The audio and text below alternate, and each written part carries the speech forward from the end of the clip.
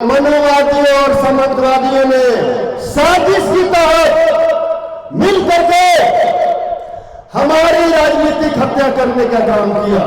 जगदेव बाबू की लड़ाई को समाप्त मत होने दीजिए।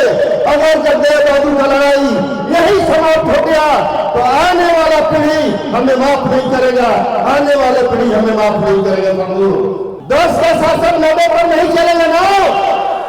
एक बार अपने दिल पर हाथ रखकर सोचिएगा कि जो फतेह बहादुर से लड़ाई लड़ रहा है वो लड़ाई किसके लिए लड़ रहा है? हम 90% के लोगों के लिए लड़ रहा है।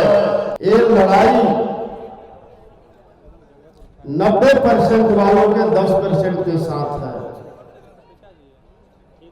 हमारी लड़ाई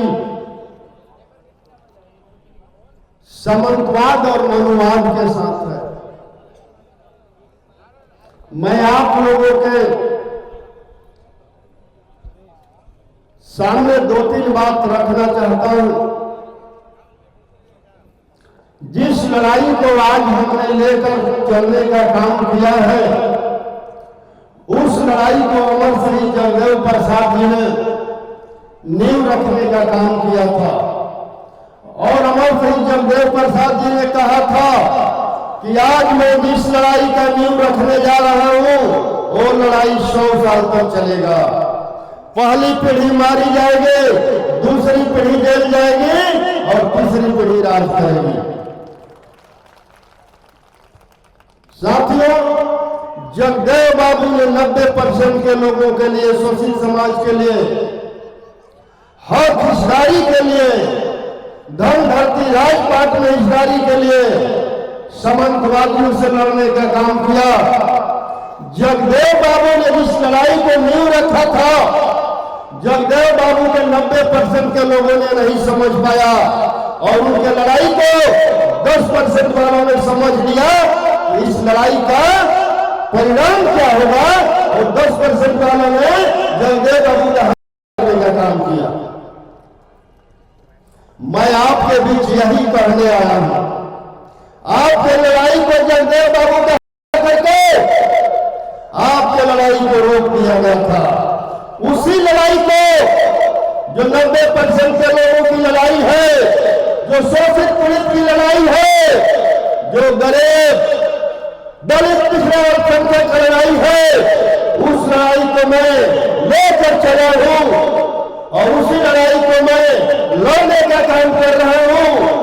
तो मनुवादियों और समाजवादियों ने साजिश की तहत मिल करके हमारी राजनीतिक हत्या करने का काम किया। मैं आप लोगों से पूछना चाहता हूं, क्या 2025 में 1974 दोहराएंगे?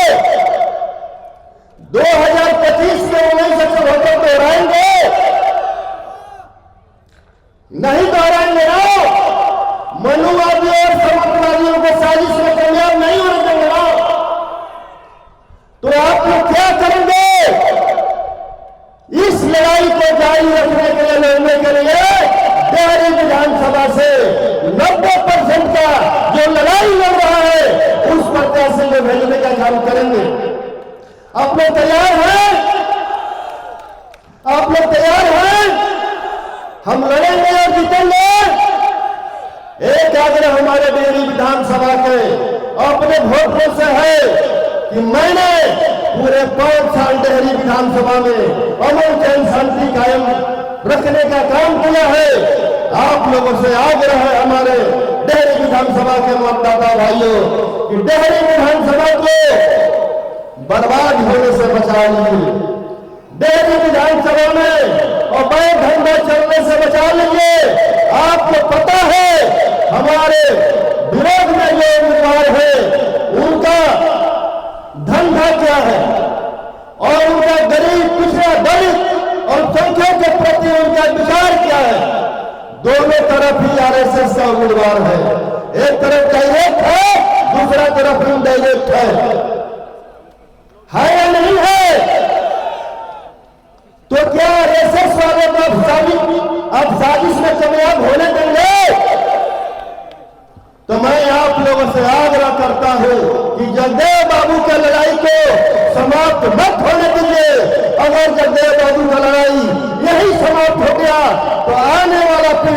हमें माफ नहीं करेगा, आने वाले पीढ़ी हमें माफ नहीं करेगा। बंधु, मैं पुनः आप लोगों से आग्रह करते हुए एक बार अपने दिल पर हाथ रखकर सोचिएगा कि जो फतेह बहादुर से लड़ाई लड़ रहा है, वो लड़ाई किसके लिए लड़ रहा है? हम 90% के लोगों के लिए लड़ रहा है। तो हमारे 90% के लोगों का भी नहीं तो बनता है कि अपने लड़ाई को जारी रखने के लिए फतेह बहादुर सिंह को हमें सदन में भेजना चाहिए, ताकि सदन से लेकर संसद तक हमारे 90% के हक हिस्सेदारी की लड़ाई लड़ सके।